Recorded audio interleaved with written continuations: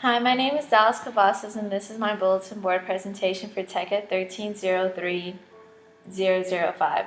The topic that I chose to do my presentation over is the importance of healthy eating.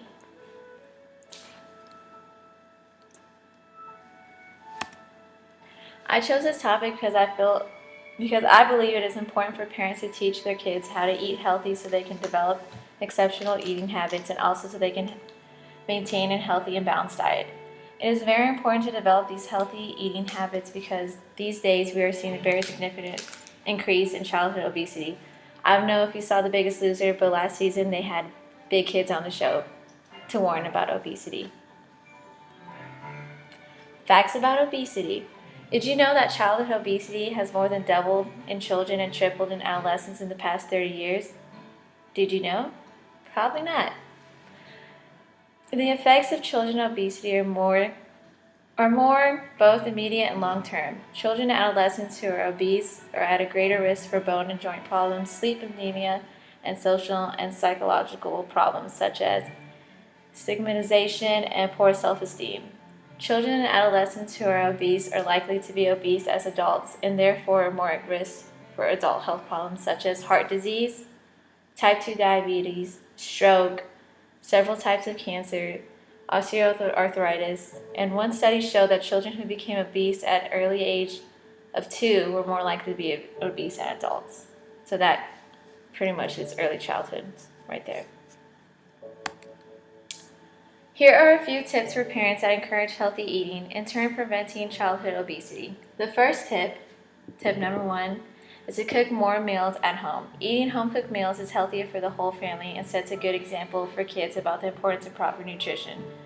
Cooking meals at home is better than eating at restaurants because restaurant meals tend to have more fats, sugars, and salts, which is why I say no to McDonald's. Do not give kids Happy Meals, no matter how much a cool toy they have. It's bad for them. Instead, cook a home-cooked meal like pasta, anything like that, because you know what's going in your kids' food and stuff.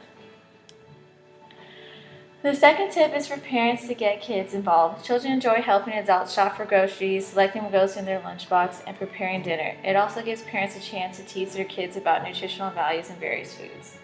So when you're going grocery shopping, you can always read the back of it, have your kid read it, teach them how to read a little bit, doing cool things like that. I always like going grocery shopping with my parents. So, tip number 3. The third tip is to make a variety of healthy snacks available. Instead of offering empty calorie snacks, parents should have plenty of fruits, vegetables, whole grain snacks, and healthy beverages readily available. Having things available will help encourage to reach for healthy snacks rather than consuming the calorie snacks for chips, sodas, and cookies. So, for example, instead of these delicious chips that your children probably love, don't give them these. Instead, stock up your pantry with vegetables. Instead of having them drink Sprite, go with water.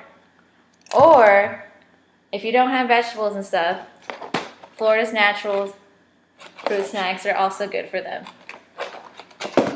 Anyways, for breakfast, no Cinnamon Toast Crunch. That has way too much sugar. Please make your kids their own breakfast, like egg whites, turkey bacon, things like that. That's better. For dessert, don't let your kids have ice cream. Give them yogurt instead. It's just as sweet, but actually it's pretty much better for them. Anywho, the fourth and last tip is to make it fun. Parents should present food options as a game and make choosing their foods into a playful experience. They could do this by creating games or cutting the food into unusual shapes. For example, you can cut their bananas and apples into fun shapes. If you can somehow find a way to cut an apple or banana into like an animal or star, anything like that, children love and get distracted by anything. So they can like how it looks like, they probably are going to eat it, obviously. Okay, and another fun fact for teachers and parents to do. For teachers, you can start a garden.